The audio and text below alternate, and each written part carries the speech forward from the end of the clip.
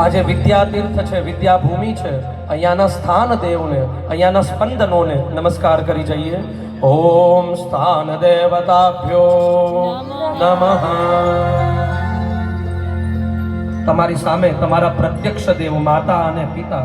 આમ તો માતા અને પિતા છે ને તે આમ તો દરેક વ્યક્તિના છે ને પર્સનલ દેવ છે, એમને પ્રણામ કરી જઈએ. ઓમ માતૃપિતૃ દેવતાભ્યો.